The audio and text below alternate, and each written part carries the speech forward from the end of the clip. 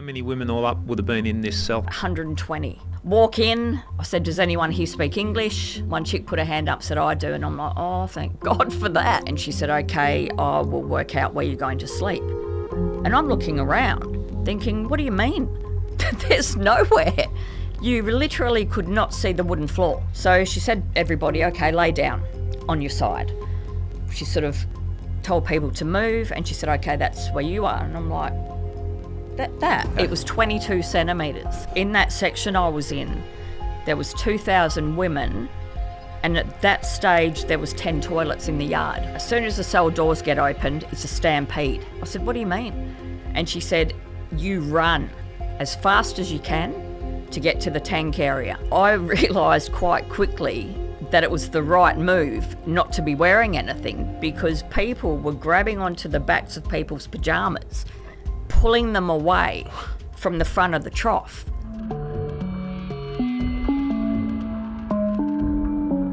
I'll explain the shower episode because that was quite eye-opening as well.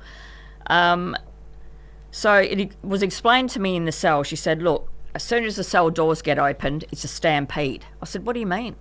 And she said, you run as fast as you can to get to the tank area. Now, this tank area, it was like a large trough. You would stand around this trough with a small plastic bowl, which you would use to scoop the water and throw it over yourself. Now, in that section, you didn't have to shower with a pyjama top on. You could be naked from the waist up. So obviously I've been sweating all night. I'm very hot, I'm dirty. So I take my top off, I take my bra off to shower properly. I realised quite quickly that it was the right move not to be wearing anything, because people were grabbing onto the backs of people's pyjamas, pulling them away from the front of the trough so they could get in there to start taking water. That blew my mind. So there's a trustee prisoner at the front of the tank. She starts doing a countdown. When this countdown starts, you start taking water. Once it stops, get out. Right? Each lot that's in front of the trough, like the count, and then you're out. Yeah. Yep. This is if you haven't been pulled out already. So if there was a good trustee on, you'd get a slow count. Yeah. If there was an asshole on, you'd get a real quick countdown. That was showering. So once that tank of water was probably that high. You're looking at a metre or so. Yeah. So once that water runs out, they don't turn it back on. There's water. It's not like there's no water. They choose not to. So if you're unlucky enough to have not gotten in time, you don't get a shower. Okay. You wait until the afternoon. Then there's a second tank where, because a lot of people wash their own clothes. So there you can go to take water to wash your clothes, and you can take a bowl to brush your teeth. Now, I'm new here. I don't know really what's happening. I'm just sort of going with the flow, watching people, blah, blah, blah. So I've put my bowl in to get some water. There's a trustee there with a long metal rod. She's raised it, and I can see she's going to bring it down across my wrist. Yeah. And I've yelled out, "Oi!" And she stopped. I've went and got my friend. I said, you need to come here and translate. You tell this woman, if she ever hits me with anything, I'll grab it off her and I'll hurt her a lot worse than what she can ever hurt me. I said, you need to translate exactly what I've just said. And she did. Me and this woman actually became very good friends after that. Right.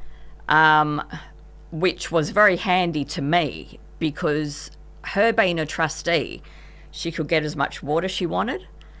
She had a certain area in the prison where nothing got stolen.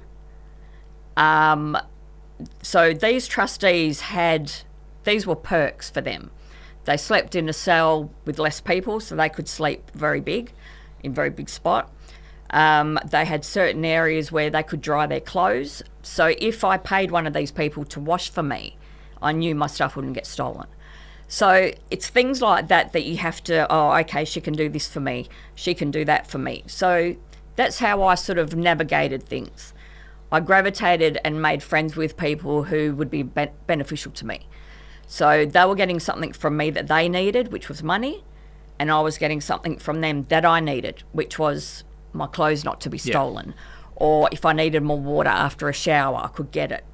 So that's sort of how I went about establishing myself. Okay, so I'm just trying to get a sense, like the barrier to communication, because you don't speak Thai, or didn't at that point in time. It looks like you can't get walked over, because if it's same rules as the prisons here, if you get walked over to start with, you're going to be walked over for the whole time. The sleeping conditions, how long were you in that environment? Like if we're talking 120 women, one toilet, and you're sleeping virtually spooning each other, by the sounds of it. Yeah. It's hard to remember specific timelines, but I was in that cell, I was in that cell for about 3 years. Over time, you know, people might have got bail, so they've been released from that cell. So the number of people had gone down at some times.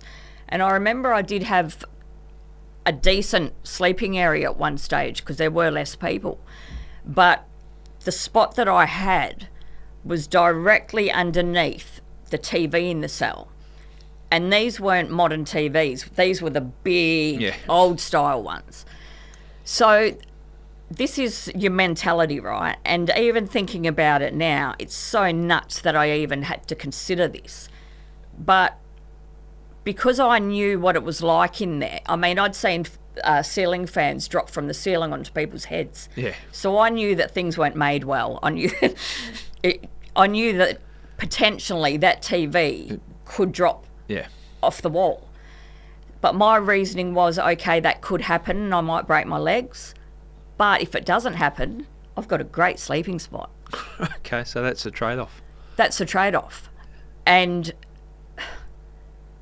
even just saying out loud, that's insane. That's a crazy way to think. It is, that's nuts. Who thinks like that? But that's how you have to think. Yeah. You have to not think rationally anymore. You can't, because you're in an irrational environment.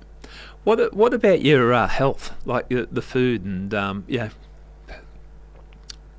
I had diarrhea for the first 6 months that I was in there. Right. The food was that spicy. I couldn't tolerate it. So yeah, about 6 months before my stomach was used to it, and I actually enjoy spicy food now.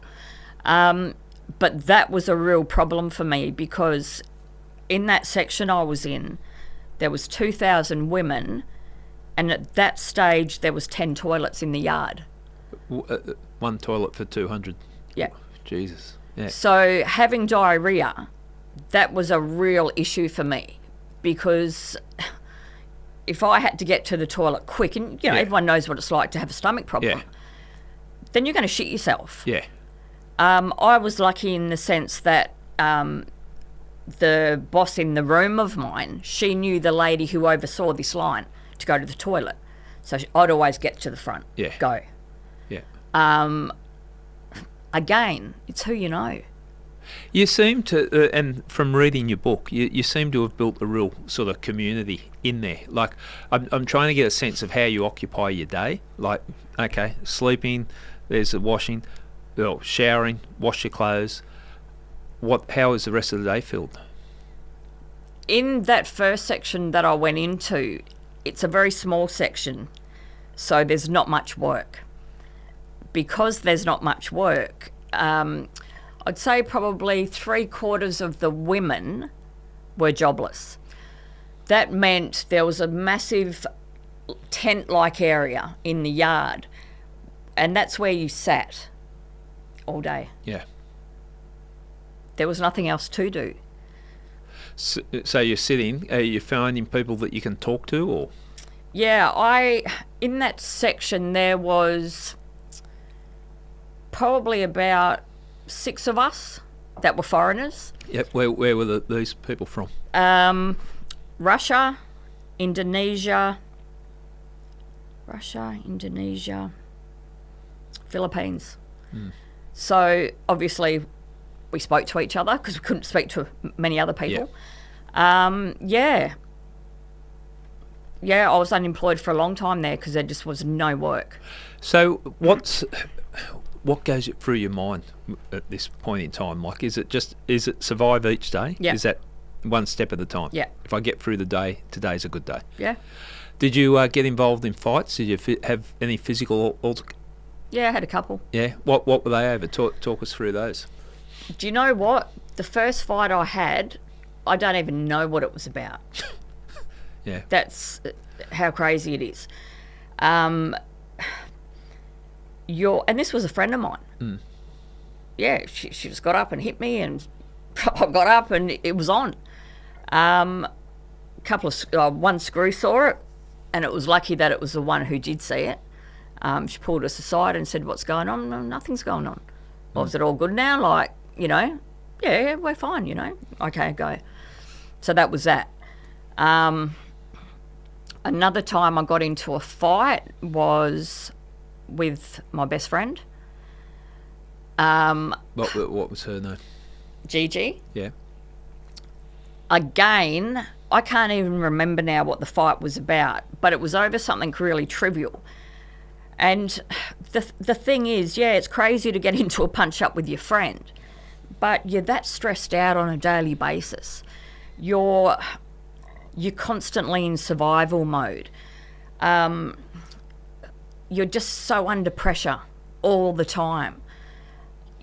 Every day is like you're in a pressure cooker situation. So the littlest thing. The littlest thing. Yeah, so that happened. I saw a girl kick Gigi, the girl I'm just talking about, in the stomach once, and I just saw red, and I just started laying into her. Yeah. And look, and that's not me. I don't like confrontation. If I can avoid it, obviously I avoid it. But again, you have to adapt to the situation you're in, because if you don't, you're going to get walked on, and that's not going to happen to me. So you have to stand up for yourself. You have to. Yeah.